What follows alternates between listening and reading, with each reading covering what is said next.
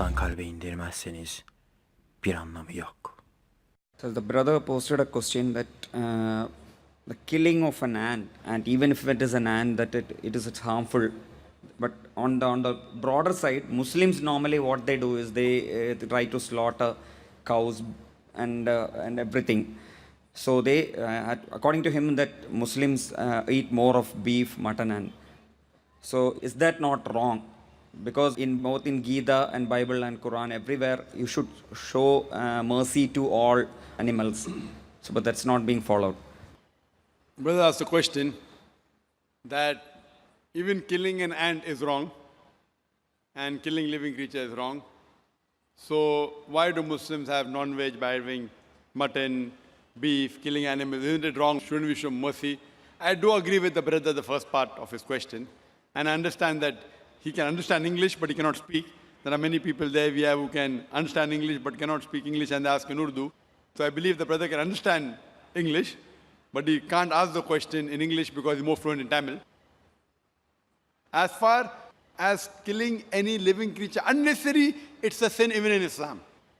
Even in Islam, it's a sin to kill any living creature unnecessary. And there are hadith in which the Prophet has said, when a person was there making a bonfire, the Prophet said, don't make a bonfire there because there are ants. Shift the position. That means the Prophet also was worried that that bonfire may kill the ants. So he asked the Sahabas to shift the position so that the ants don't get killed. Now coming to a basic question, that why do Muslims have non-veg, killing animals for non-veg, etc. First, I'd like to tell you that a Muslim can be a very good Muslim even by being a pure vegetarian. Eating non-veg is not compulsory in Islam, but because our Creator Allah subhanahu wa ta'ala has given permission to have non-veg, why should we not have it?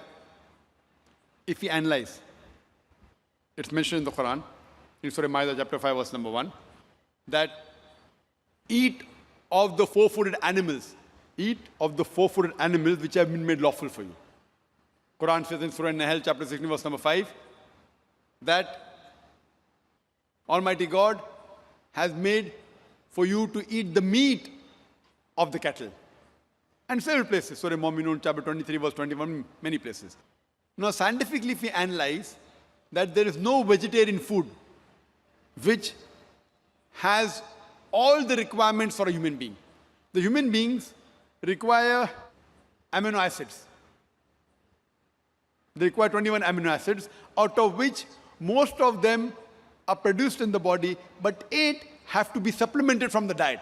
These are called as 8 essential amino acids. There is no vegetable which I know of which contains all the 8 amino acids. So there's no vegetable which is a complete food. So you have to take this which is present in the non-veg. Furthermore, if you analyze non-veg food, it's nutritious, rich in vitamin K.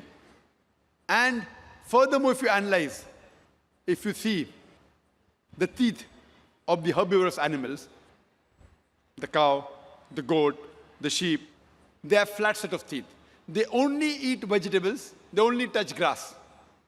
They don't eat flesh food. If you analyze the set of teeth of the carnivorous animals, tiger, lion, leopard, cheetah, they have a pointed set of teeth. They have a canine set of teeth. These animals are known as carnivorous animals. They only eat flesh. They don't eat vegetables. If you analyze the set of teeth of the human beings, if you go in the mirror and see, we human beings, we have got flat teeth as well as pointed teeth. If Almighty God wanted us to have only vegetables, why did He give us this pointed teeth, canine set of teeth? Why? Because Almighty God wanted us to have both vegetables as well as non-veg, flesh food. If He wanted us to have only vegetables, why did He give us the pointed teeth? Furthermore, if you analyze the digestive system of the human beings, it can digest both veg as well as non-veg. The digestive system of the herbivorous animals, the cow, the goat, the sheep, it can only digest vegetables, it cannot digest flesh food. The digestive system of the carnivorous animals, lion, tiger, leopard, it can only digest flesh food, it cannot digest vegetables. But the digestive system of the human beings has a small intestine and a large intestine. It can digest both veg as well as flesh food, as well as non-veg food. If Almighty God wanted us to be a pure vegetarian, why did He give us the dietary system? We can digest both, but natural to have it. So if you analyze, Almighty God made the human being in such a way so that they could eat vegetables as well as flesh food, veg as well as non-veg. And many people have a misconception that most of the religions, they prohibit the eating of non-veg food. And many of the Hindus, they have a misconception. And they think that Hinduism prohibits the eating of non-veg food. In fact, if you read the Hindu scriptures, if you read Manusmriti, chapter number 5, verse number 30, it says, Almighty God created some animals to eat and some to be eaten. So those who eat the animals created to be eaten, you're not doing a sin. It's mentioned in Manusmriti, chapter number 5, verse number 39. Almighty God created sacrificial animals. So if you eat the sacrificial animals, you're not doing a sin. Manusmriti chapter number 5 verse 41 says that killing of the sacrificial animal is not a sin. There are many quotations in the Hindu scriptures which talk about eating of non-veg food.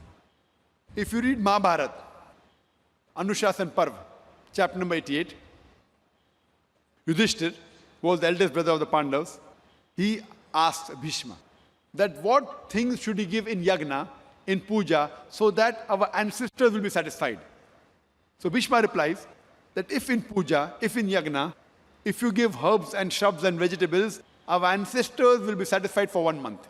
If you give fish, satisfied for 2 months. If you give meat, for 3 months. If you give hair, for 4 months. If you give goat, for 5 months. If you give bacon, for 6 months.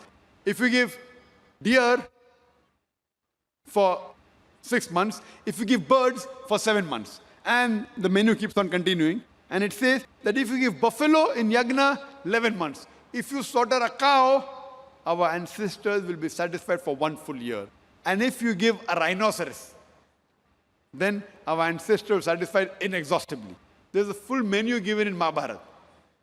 So if you read the Vedas and the Hindu scriptures, the sages and sons, they had non-veg, they even had beef. But the reason you find many Hindus, they say that eating non-veg is prohibited because they are being influenced by the non-violence philosophy. Even the Jains. And what these people who believe in non-violence say, that killing of living thing is prohibited. Therefore, killing an animal is a sin. So I agree with them that if killing any living creature unnecessary is a sin. But if you say killing living creature is sin per se, then I tell them that even the plants you have, they have got life. Previously, we did not know that plants have got life. Therefore, they used to think that killing plant is fine. Today, we know that even plants have got life. So the logic exchange, yes, Zakir, we agree plants have got life, but plant can't feel pain. Therefore, killing a plant, having vegetable, is lesser sin as compared to having non-veg, that flesh food. Today, science advance have come to know that even the plants can feel pain. But when the plants cry out, we human beings cannot hear the cry of the plant because we can hear only between 20 cycles per second to 20,000 cycles per second. Anything below and above this we can't hear. So even the plants cry, but we cannot hear the cry of the plant. The plants feel pain. Today science tells us, to the logic exchange, they say, yes, Brother Zakir, we understand that plants have got life, they can feel pain. But the plants have got 2 or 3 senses, the animal have got 5 senses. Therefore, killing animal is a greater sin. If I agree with them for sake of argument, that plants have got 2, 3 senses, animal has got 5 senses, and that's the reason killing animal is a greater sin. So I asked them a question. There was a person who had a brother who was born deaf and dumb. Could not hear, could not speak. And someone goes and kills him. Suppose you have a brother who was born deaf and dumb. Cannot hear, cannot speak. And if someone kills him, will you go and tell the judge, me Lord, give the murderer less punishment because my brother had 2 senses less? He could not hear, he could not speak. Will you say that? Or you will tell, me Lord, give the murderer double punishment because my brother was masoom, he was innocent. He could not hear, he could not speak. So in Islam, it does not mean that if you have 2 senses less, you have less punishment, or you have more senses, more punishment. Quran says, eat of the good things they have provided to you. As long as the thing is good and halal, it is permitted, you can have. So in Islam, we are allowed to slaughter animal only for eating. Unnecessary for hunting, for sports is prohibited. Like making a bonfire, ants are being killed, the Prophet said don't do it. So killing any living creature is prohibited unless if it is for eating, for survival, and it is amongst the permitted animals which God has given permission. As Manusmriti says, God has created some animal to eat and some to be eaten. If you kill the animal to be eaten, you're not doing a sin. Otherwise, generally, I per se, if you analyze, I've got no problem if the non-Muslims don't have non-veg. Because if every non-Muslim in India starts having non-veg, then the price of mutton and beef will go high. So I've got no problem if the non-Muslims don't have non-veg. But if anyone takes an objection that killing animal is a sin, that's the time I give this answer. Otherwise, in Islam, you can be a very good Muslim even by being a pure vegetarian. But since Allah has given permission, there is no harm if you have non-veg, as long as it is among the permitted animals. Hope that answers the question.